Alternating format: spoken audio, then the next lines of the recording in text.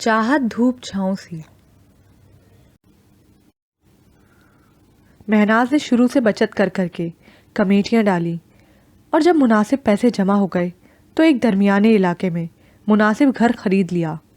करीमुद्दीन बीवी के इतने मशहूर हुए कि घर महनाज के नाम पर ही कर दिया। वक्त का धारा बहते हुए बहुत आगे निकल गया, मगर नहीं बदला तो दुर्दाना का मिजाज, बल्कि दिन ब दिन इसकी जुबान की धार में तेजी आती गई। रक्षी को देखते ही इसके दिल में कांटा सा चुभ जाता। इसकी खूबसूरती, नशीली आंखें, मतवाली चाल, इन सब पर भारी प्यार और इखलाक दुर्दाना को हमेशा एहसास कमतरी में मुब्तला रखता।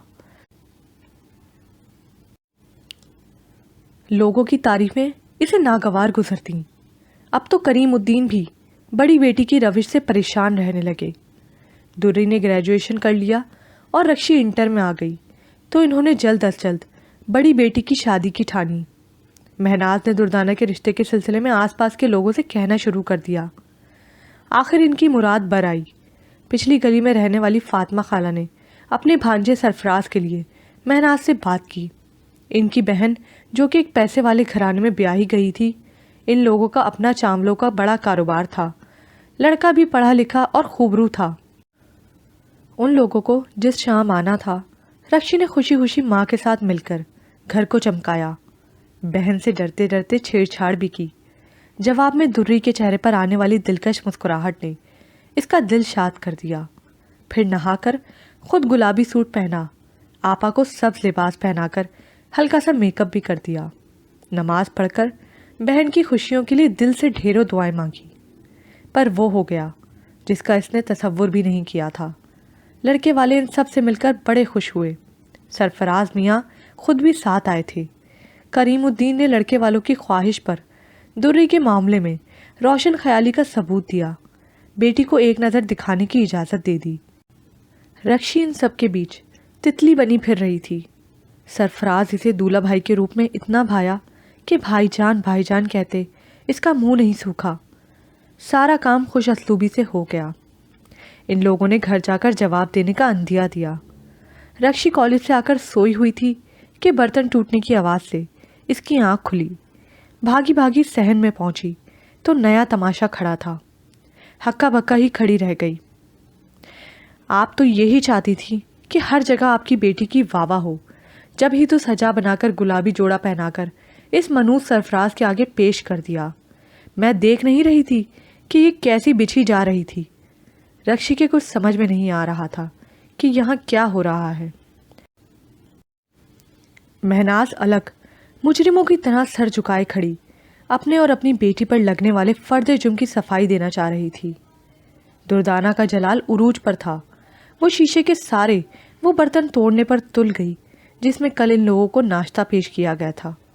आपा, हुआ क्या है? खैर तो है? इसने घबराकर दोनों से पूछा। ओहो, आ गई खैर का पूछने वाली। अरे जहाँ तेरे जैसी चंडाल हो वहाँ खैर कहाँ, शर ही होगा। दुर्दाना की जलती निगाहों ने इसका तवाफ किया। बहन के अंदाज पर वो घबरा उठी। क्या बोल रही हो आपा? अपनी छोटी बहन के लिए ऐसी बात करते तुम्हें ज़रा शर्म नहीं आई? रक्षी को इसके अंदाज़े मुखातिब पर एकदम गुस्सा आ गया। इधर आ बहन की बच्ची, मैं तुझे बताती हूँ। नहीं हूँ तेरी बहन मैं, तू सौतेली है और सौतेली ही रहेगी। जब ही तो तूने और तेरी माँ ने अपना असली चेहरा दिखा दिया। दुर्दाना रक्षी के पूछने पर दौड़कर इसके पास गई और बालों को अपने हाथों से मड़ोड़ा।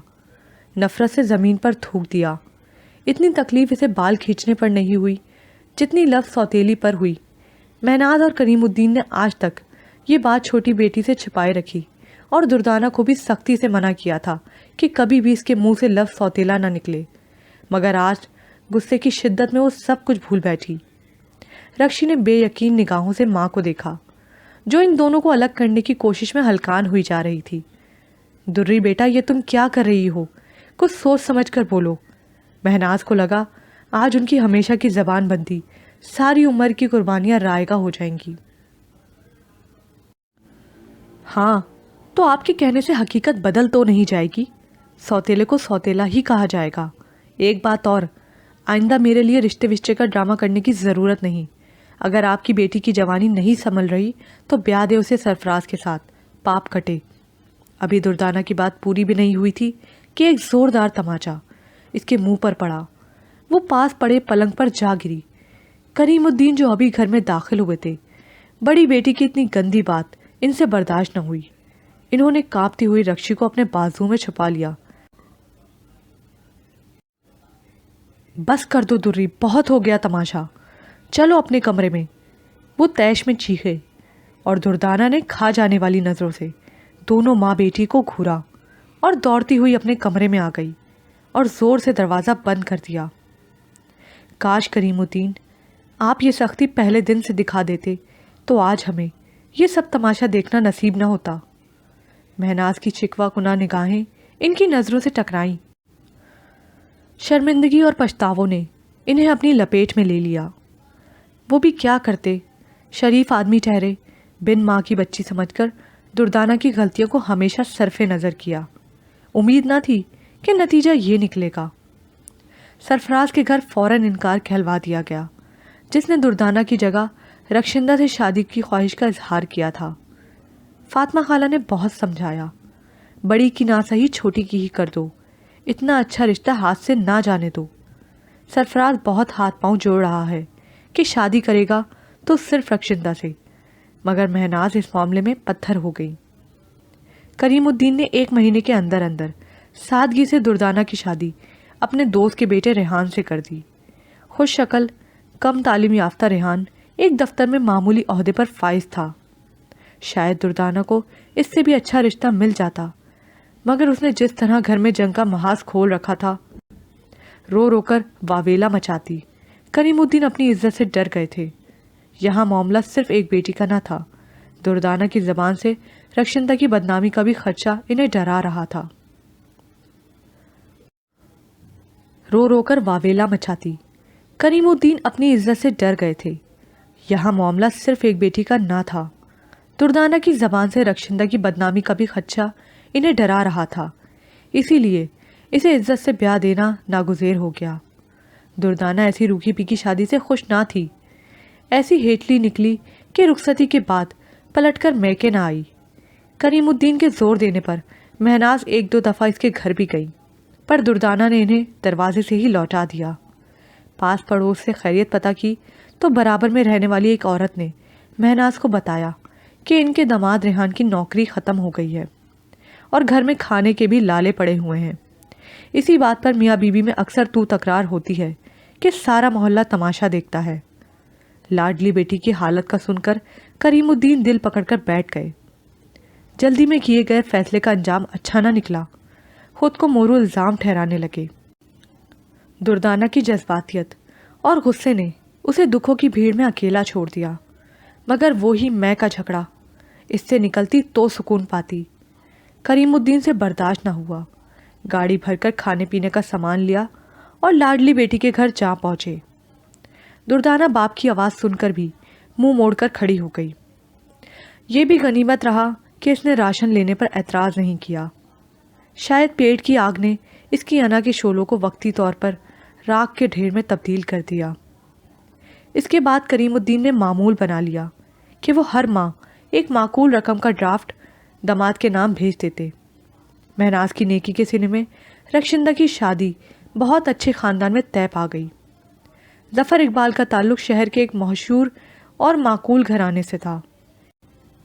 ان کی اماں کو لڑکی کی خوبصورتی اور کم عمری بھا گئی۔ وہ بیاہ کر کراچی چلی گئی، جہاں اس کے شوہر کی گارمنٹس کی فیکٹری تھی۔ اس کے فرض کی ادائیگی کے بعد بہت جلد ہی آگے پیچھے مہناز اور کریم الدین چل بسے۔ رکشی روتی ہوئی لاہور پہنچی۔ پہلی بار دونوں بہنیں گلے مل کر روئیں۔ بہن کی مخدوش حالت دیکھ کر اس نے باپ کی وراثت میں سے حصہ لینے سے انکار کر دیا۔ کہتے ہیں ماں سے میکا، جب وہی نہیں رہی تو پھر رکشی بار بار لاہور جا کر کیا کرتی۔ بہن تو ماں جائی بھی نہ تھی، دل کو زخموں کے سوا کچھ نہ دیا۔ مکان کے پکے کاغذات بنوا کر اس سے فوراً دستخط لیے کہ کہیں بعد میں رکشی کوئی دعویٰ نہ کر بیٹھے۔ مہناز کا ارمانوں سے بنایا گیا مکان دردانہ کی دسترس میں چلا گیا۔ جسے بیچ کر اس نے کچھ پیسوں سے ریحان احمد کو ایک پرچون کی دکان کروائی اور باقی پیسے اپنی فضول خرچیوں اور الٹوں تلتوں پر لگا کر اڑا دی۔ رکشی نے باپ سے کیا وعدہ نبھایا، ہمیشہ بڑی بہن کا خیال رکھنے کی کوشش کی۔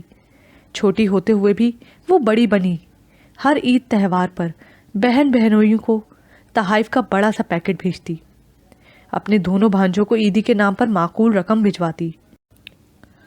ریحان بھی پیسے والی سالی کی وجہ سے اب بیوی سے دبنے لگا تو دردانہ کو بھی احساس ہوا کہ عورت میکے سے بھاری ہوتی ہے، اسی لیے اپنے اختلافات کی ہوا شوہر یا بچوں کو لگنے نہ دی۔ گزرتے وقت کے ساتھ دردانہ کے مزاج کی سختی کم ہوئی تو انہوں نے چھوٹی بہن سے ٹوٹے روابط بحال کر ہی لیے، فون پر حال احوال پتہ کر ہی لیتی۔ ریحان کے بعد حالات سے لڑتے لڑتے تھک گئیں۔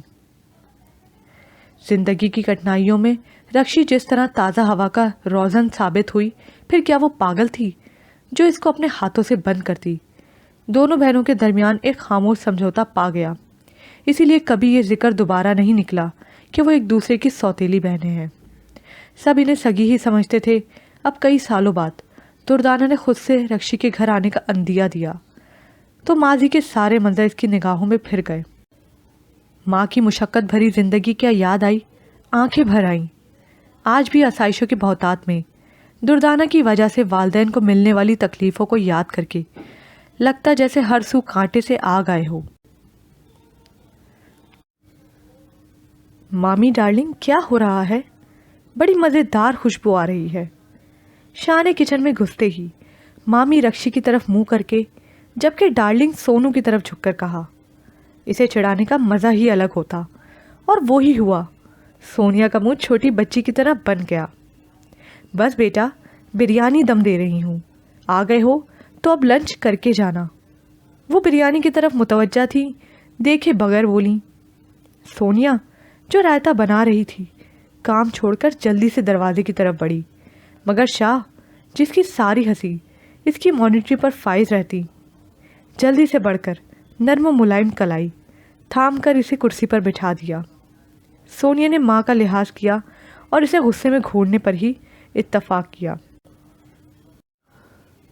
شاہ مراد نے کندھے اچکا کر اسے دیکھا۔ اس کا استحقاق بھرا انداز سونو کو آگ لگاتا تھا، مگر ماں کے سمجھانے کا کچھ اثر تھا، سو زبان بند رکھی۔ واہ واہ، آپ نے تو میرے پیٹ کی بات چھین لی۔ اب اتنا اصرار کر رہی ہیں تو آپ کا دل توڑنے کی جسارت کم از کم میں تو نہیں کر سکتا۔ شاہ نے شرارت سے پیٹ پر ہاتھ پھیرتے ہوئے کہا۔ اللہ جی، اب یہ شام تک مسلط رہے گا؟ اترا بھی تو کتنا رہا ہے۔ سونیا نے اسے بغور دیکھتے ہوئے سوچا۔ براؤن جینز اور اسکن کلر کی ٹی شرٹ میں ہلکی سی بڑی ہوئی شیو میں بڑا ہی ہینڈسم لگ رہا تھا۔ کیا نظر لگاؤ گی؟ مامی مجھ پر کچھ مرچیں وار کر جلا دیں، بڑا ہلکا خون ہے، بہت جلد نظر لگ جاتی ہے، خاص طور پر بری نظر والوں کی۔ شاہ نے کالر کھڑے کرتے ہوئے خصوصی طور پر سونیا کو اپنی مد بھری نگاہوں کی زد پر رکھا، ساتھ ساتھ سونیا کی برداشت پر حیران ہوا۔ ہاں بھائی، میرا بیٹا ہے ہی شہزادہ، اللہ نظر بد سے بچائے، رکشی نے مصروف انداز میں اسے جواب دیا۔